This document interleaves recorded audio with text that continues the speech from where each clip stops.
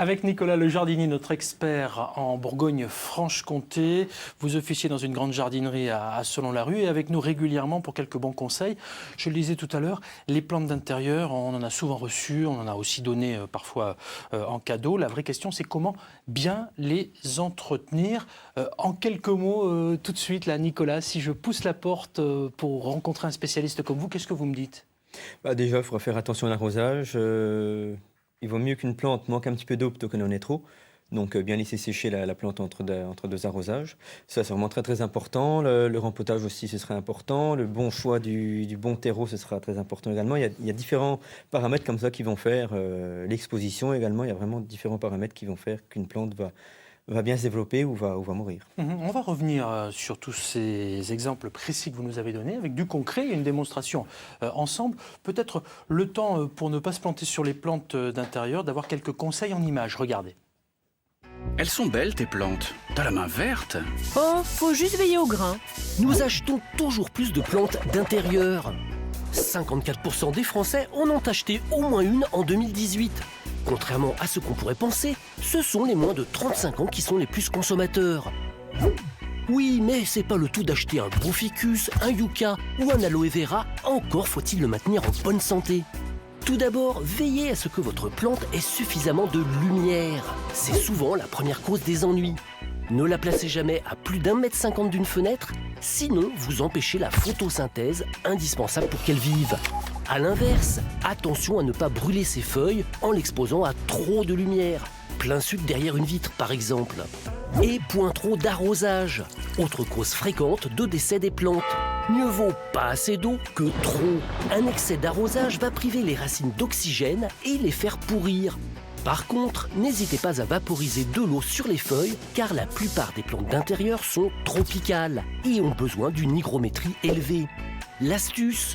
Des billes d'argile au fond du pot, l'eau s'évapore doucement en épargnant les racines. Point trop de chauffage non plus. La température idéale se situe entre 17 et 19 degrés. Ok, avec tout ça, interdit de se planter. Lumière, arrosage, billes d'argile, qu'en pense Nicolas Le Jardinier ? Non, il y a beaucoup de choses très intéressantes dans ce reportage. Non, mais il y a... J'ai senti Simon très très attentif aussi. Vous avez la main verte, Simon ? J'ai la main verte, j'ai un jardin et des plantes d'intérieur. Ouais, et vous avez eu quelques soucis avec vos plantes d'intérieur ? Avec une grande plante que j'ai eu le malheur de laisser dehors l'été dernier et en fait toutes les feuilles ont brûlé. Donc, mais justement c'est une très bonne question ça. C'était une plante comme ça d'ailleurs. D'accord, c'est ok, c'est ce qu'on voit là. Okay, c'est quoi ça cette plante ? C'est un aréca. Ouais. Donc c'est vrai qu'après le problème, les plantes d'intérieur, c'est très bien de les sortir en extérieur en été, mais le problème, ça fait comme nous, première fois qu'on se met au soleil, on prend un coup de soleil, elles aussi elles prennent un coup de soleil, elles brûlent. Donc si on veut les sortir, on les met à l'ombre et on va les acclimater tout doucement au soleil pour qu'elles s'habituent et qu'elles ne brûlent pas. Donc une plante d'intérieur peut sortir à l'extérieur, mais il faut faire attention. Au contraire, c'est même très bien, ça permet un petit peu, même quand il pleut, ça permet de les laver, il y a souvent de la poussière sur le feuillage, donc là ça les lave, elles ont des écarts de température entre le jour et la nuit, donc ça c'est vraiment l'idéal. Bon, après la question de Simon, j'ai une autre question sur notre standard interactif au 0805 383 383. Question de Michael, on vous écoute Michael.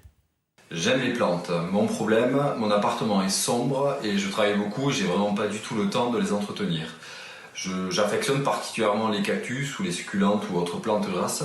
Mon problème, c'est que elles meurent, elles tiennent vraiment pas. Donc, qu'est-ce que vous me conseillez comme plantes qui demandent vraiment pas beaucoup de soins et qui sont pas très exigeantes en lumière ? Merci. Merci pour votre question, Michael. Alors, cactus, plante grasse, succulente, c'est une plante, hein, il l'a dit, on l'a vu.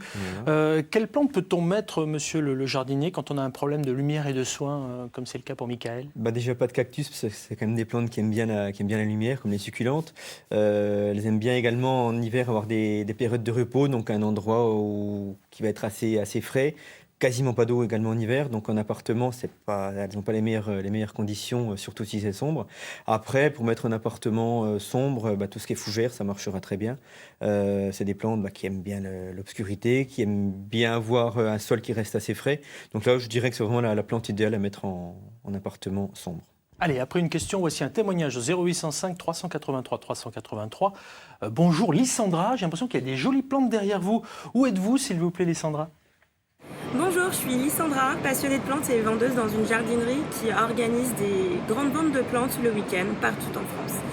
Alors beaucoup de mes clients me demandent s'ils peuvent mettre des plantes dans leur chambre. Eh bien oui, en fait, les plantes rejettent, c'est sûr, du CO2 la nuit, mais en quantité infime. En termes de rejet de CO2, ça correspond à un chien ou un chat ou à un enfant qui respire dans la même pièce. Donc aucun risque d'asphyxie, vous pouvez dormir tranquille dans la même pièce que toutes vos plantes. Merci Lysandra pour ce très très bon conseil. Les plantes dans la chambre, alors visiblement, c'est OK, mais on peut mettre quoi d'après vous, Nicolas? On peut mettre des plantes dans les chambres, ça c'est pas un problème, il ne faut pas en mettre 50, une ou deux c'est très bien. Il faut faire attention d'ouvrir les volets régulièrement, ou s'il y a des rideaux, de les ouvrir. Et après en plantes, on peut mettre, il y a vraiment beaucoup de plantes, on peut mettre des plantes dépolluantes comme le spathiphyllum, l'anthurium, l'aloe vera également, une très très bonne plante parce qu'elle elle va un petit peu supprimer tout ce qui est néfaste et elle va aider également à l'endormissement. Donc voilà, ça fait partie vraiment des plantes qui poussent très bien. Le chlorophytum également, c'est des plantes dites dépolluantes et qui fonctionneront très bien dans les chambres. Un petit peu comme Mickaël ou comme Lysandra, si vous souhaitez une prochaine fois intervenir avec l'un de nos experts, comme ça se passe du lundi au vendredi, voici un numéro de téléphone qui va s'afficher. Pendant ce temps-là, nous, on va se déplacer avec Nicolas pour aller vous présenter une démonstration. C'est le 0805 383 383 et le Facebook Les Matins de France 3 Bourgogne-Franche-Comté. Dites-moi, Nicolas, est-ce que dans une maison, il y a une pièce où on ne doit absolument rien mettre, pas de plantes?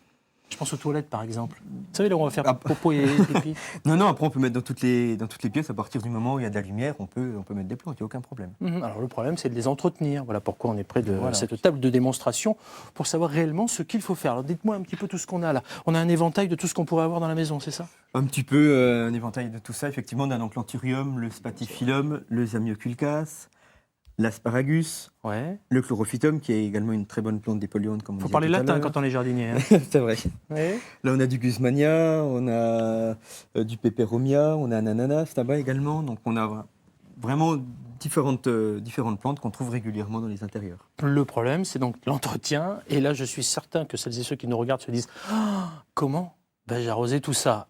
Vous avez des billes d'argile, vous avez un petit peu de terreau, j'imagine. Expliquez-moi ce qu'on va faire. Ce qu'il faut faire, surtout. Donc pour l'arrosage, ce qui est très important de faire, c'est bien de laisser sécher entre deux arrosages, donc comme je le disais tout à l'heure. Donc là, on a une plante, là, on voit le terreau qui est quand même relativement... Il y a un repère pour voir si c'est sec? On met le doigt à tout il faut toucher. Il ne faut pas faire tous les dimanches j'arrose mes plantes, surtout pas, parce que si elles sont trop humides, ça ne sert à rien. Au contraire, ça va être plutôt néfaste, ça va les faire pourrir au niveau des racines. Une fois que les racines sont pourries, elles ne pourront plus alimenter la plante. Donc on prend son doigt, voilà. Messieurs, on prend son doigt et on touche. Donc là, le terreau est encore relativement frais, donc on n'arrose pas. Donc ça, c'est vraiment important. Ce qui est très important également, c'est donc l'exposition, donc des expositions plutôt ensoleillées. Pas trop loin ni trop près d'une fenêtre pour pas que ça brûle. Lumière directe ou indirecte? Ça dépend des plantes, mais on peut mettre de la lumière directe à condition de les mettre pas trop loin d'une fenêtre. Et en plein été, on peut les reculer un petit peu plus parce que si on a encore une canicule, ça risque de brûler. Donc ça, c'est vraiment très très important. Ce qui est très important également, surtout en hiver, c'est de les pulvériser parce qu'on a des hygrométries très très faibles en intérieur, dû au chauffage central, au chauffage au sol. Donc on a vraiment des atmosphères très très sèches. Et donc du coup, on a donc des plantes qui souffrent. Donc ce qui est très bien, c'est donc de les pulvériser. Donc on va donc les pulvériser avec une eau non calcaire. Pour éviter d'avoir des traces de calcaire. Si je fais bien, parce que vous l'avez fait sur le bas. Moi, j'aurais plutôt on peut le faire sur, un peu partout, sur toute la plante. On peut le faire vraiment sur toute la plante. Ce qui est très bien également, c'est d'utiliser, donc, comme on disait tout à l'heure, des billes d'argile. Donc d'avoir des soucoupes remplies de billes d'argile. Donc la petite astuce. Ces soucoupes, parce que ça c'est super important, parce que vous allez super vite, parce que vous êtes un TGV du jardinage. La petite astuce, ça va donc d'être de mettre une grande soucoupe, de mettre une plus petite par-dessus. On voit ça, la petite et la grande soucoupe, là autour. On va donc installer de la bille d'argile. Ouais. J'ai compris, ok. Vous allez surélever la plante. Voilà. C'est ça l'astuce en fait. On met donc ensuite, une fois qu'on a bien rempli, on va donc remplir avec de l'eau. On met donc de l'eau tout autour. D'accord. Ensuite, on va donc disposer la plante dessus. Ça évitera en fait que la plante, elle trempe en permanence dans la bille d'argile. Et ensuite, l'eau en s'évaporant va donc apporter une certaine hygrométrie au niveau du feuillage. Parfait, très bien. On soulève. On surélève pour éviter que les racines soient en permanence dans l'eau. Génial, ça. Et on fait ça souvent, là? Tant qu'il y a de l'eau dans la soucoupe, on laisse comme ça. Dès qu'il n'y a plus d'eau, on remet de l'eau.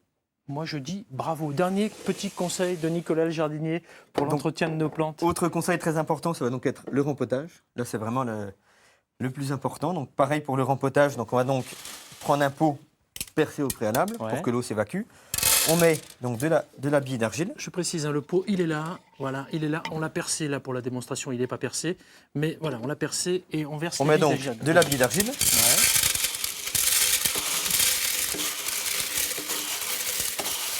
La bille d'argile aura un intérêt très important, ça va donc permettre de drainer.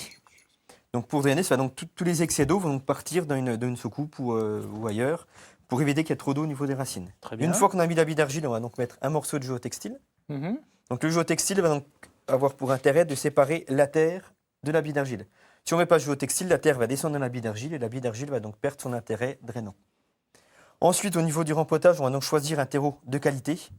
Un terreau plante verte, c'est vraiment l'idéal. Éviter les terreaux premier prix, surtout pas les terreaux universels qui sont beaucoup trop lourds. Ouais. Là, ce sont des terreaux qui sont faits à partir de fibres de coco. On voit, il y a beaucoup de fibres dedans, c'est très drainant. Donc on utilise toujours donc, des terreaux très drainants qui ne vont pas retenir trop l'eau pour pas que ça pourrisse au niveau des racines. Donc on va donc mettre de la terre dans le pot. Ensuite, on va donc venir installer la plante. Donc on retire donc le pot de culture. Mhm. On démêle légèrement les racines. Une fois qu'elles sont démêlées, on met la plante. Et ensuite, on remplit avec de la terre tout autour. Moi, je dis bravo. Bravo.